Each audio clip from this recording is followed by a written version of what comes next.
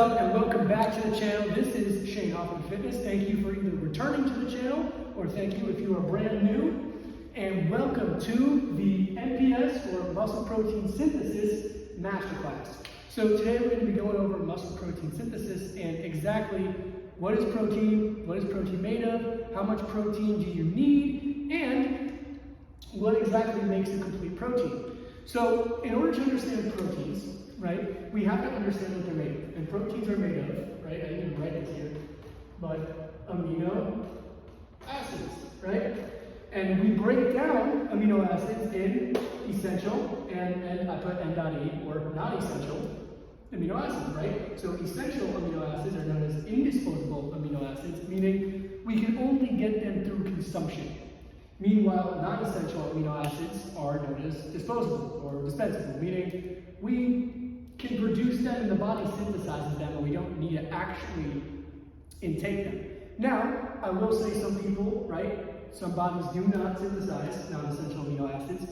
At that point, right, then maybe supplementation is needed. But for the most part and for most average people, these are not essential. The body produces it on its own, but we need to consume the essential ones, right? And so when you have all 9, right, amino acids, you get what is known as a complete protein, right? Now, we are obviously, there's a lot of words here, a lot of hard ones to pronounce, right? We've got histidine, isoleucine, leucine, lysine, methionine, right? We can go down the list of all these guys here, these impossible to pronounce words, and you guys probably can't even read all of them due to my hieroglyphics of handwriting, but that's okay, because although all of these are essential amino acids, right? As long as we are eating a decent amount of lean protein sources, and we'll go over this soon, like lean chicken, right? Lean skirt steak, grass-fed beef, stuff like that, fish, right? We'll get the majority of all 9 of these. But we're really concerned now with one of these amino acids today, because this one right here, leucine, is the most, I would argue, although they're all important, the most important one on this list. Now, why is this the most important one? The reason why this one here is the most important amino acid is because in order for a protein to be considered a complete protein, it needs at least 3 grams of leucine. Why? This is because the amino acid leucine has a very special place in muscle protein synthesis. And the funny thing about protein is, right, as long as it contains all 9 essential amino acids and the required 3 grams of leucine to be a complete whole protein, the funny thing is, really only the body can digest around 20 to 21 grams of it every 3 hours, right? So no matter how much protein you take in after 3 grams of leucine, right, you are giving your body 3 grams of leucine and about 20 to 21 grams of total complete proteins. It does not matter how much protein you will eat. After that, muscle protein synthesis will not occur for at least 3 more hours. So what does that mean? That means, right, eating, although it's important, that nutrition timing is also important, because we're going to erase this here and go over something. So we are feeding ourselves, right? Feeding ourselves here. 3 grams of leucine, right? Excuse the handwriting here, guys. 3 grams of leucine. If this is going to be one of our meals, right? If we get qualified this in every one of our protein, and we have 21 grams of protein, right? Let's use that example. That means MPS, muscle protein synthesis, is good for 3 hours. And no matter how much more protein we eat, we will not be able to unleash muscle protein synthesis for those 3 hours. That means, if you are someone who's trying to build body tissue, if you eat protein, complete proteins with 3 grams of leucine, every 3 hours, you will be maximizing your muscle protein synthesis.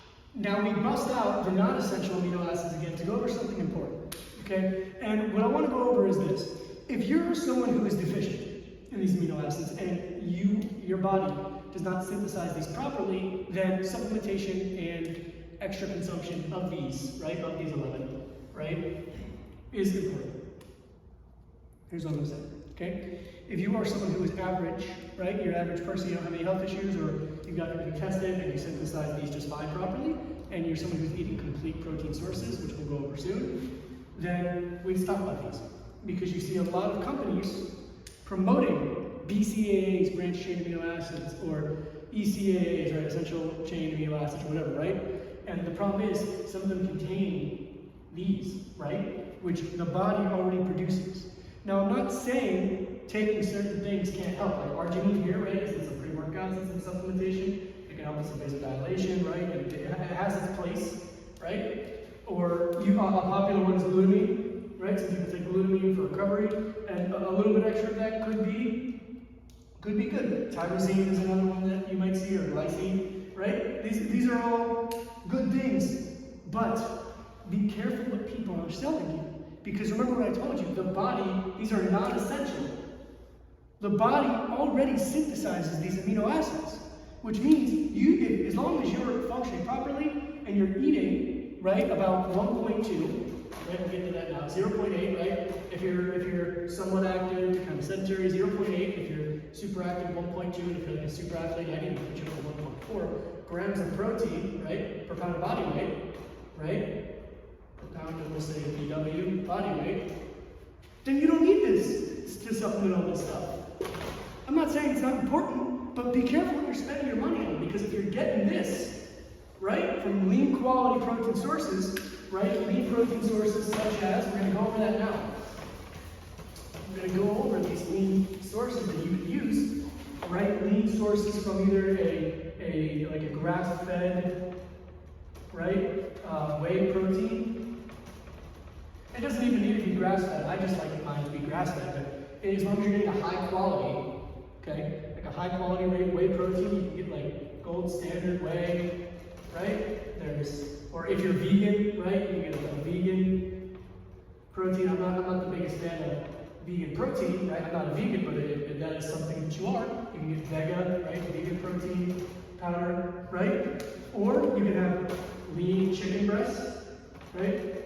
Excuse the handwriting here, guys. I know it's chicken scratch, but it's okay. Lean chicken breast, right? Lean steak, grass-fed beef, right? Grass-fed ground beef, or even things like elk meat, or venison, or bison, right? Or salmon, right? Salmon's a good one. Then you're fine, right? So what are some high-quality protein sources? How often should you eat, right? Well, we know some of those sources we already talked about is lean. Always got the lean, guys, right? Lean chicken. I like grass-fed meats, right? Grass-fed meats. What do those qualify as? So we've got elk here. We've got bison, venison, grass-fed ground beef, right? We've got whitefish, right? Cod, tuna, right? You can do a cod, you can do I don't know what tuna is classified as a whitefish, we'll call it a whitefish anyway, right?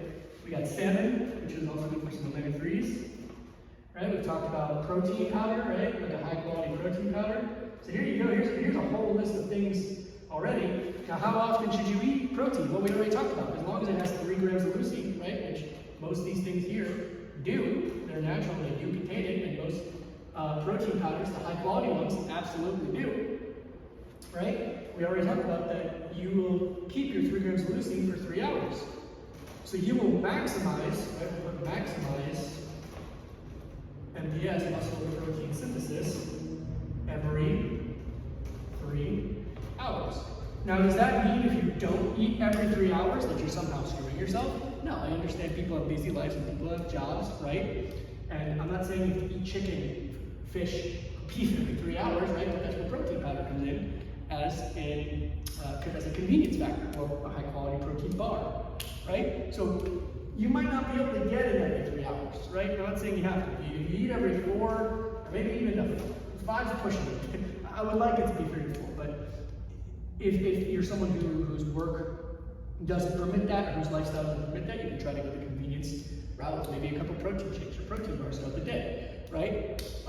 But as long as you are staying within that window, you're going to maximize muscle protein synthesis and maximize your gains and recovery. So that's all I got for you today, guys. Thank you. I hope you listened to me more than reading this, because it's a good thing everything's digital now, because my handwriting is for Egyptian hieroglyphics. But I hope you enjoyed this MuscleProtein Synthesis Masterclass, and I will see you guys in the next one.